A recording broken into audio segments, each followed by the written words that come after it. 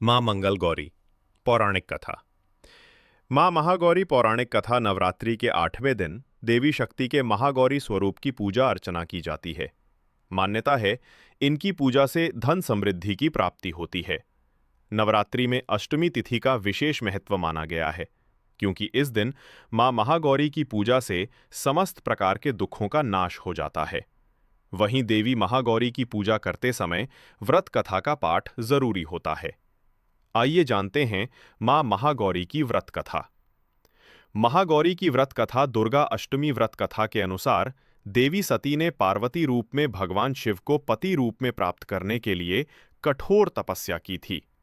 एक बार भगवान भोलेनाथ ने पार्वती जी को देखकर कुछ कह दिया, जिससे देवी का मन आहत हो गया और पार्वती जी तपस्या में लीन हो गईं। इस प्रकार वर्षों तक कठोर तपस्या करने के बाद जब पार्वती नहीं आई तो उनको खोजते हुए भगवान शिव उनके पास पहुंचे। वहां पहुंचकर मां पार्वती को देखकर भगवान शिव आश्चर्यचकित रह गए।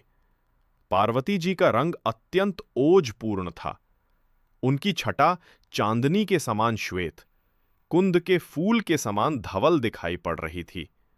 उनके वस्त्र और आभूषण से प्रसन्न होकर भगवान शिव ने देवी उमा को गौर वर्ण का वरदान दिया।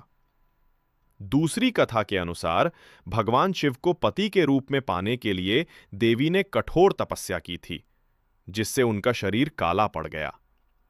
देवी की तपस्या से प्रसन्न होकर भगवान उन्हें स्वीकार कर लेते हैं और शिवजी उनके शरीर को गंगा जल से धोते हैं। तब देवी अत्यंत गौर वर्ण की हो जाती हैं और तभी से इनका नाम गौरी पड़ा था।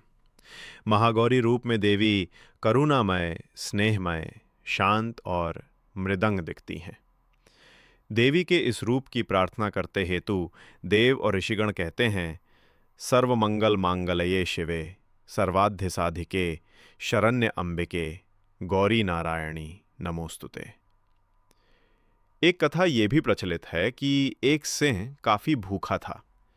जब वो भोजन की तलाश में वहां पहुंचा जहां देवी उमा तपस्या कर रही थीं, देवी को देखकर सिंह की भूख और बढ़ गई, परंतु वो देवी की तपस्या से उठने का इंतजार करते हुए वहीं बैठ गया। इस इंतजार में वो काफी कमजोर हो गया। देवी जब तप से उठीं, तो सिंह की दशा देखकर उन्हें उस पर दया आ गई और मां उसे अपनी सवारी बना लेती हैं, क्योंकि इस प्रकार से उसने भी तपस्या की थी। इसलिए देवी गौरी का वाहन बैल भी है और सिंह भी है।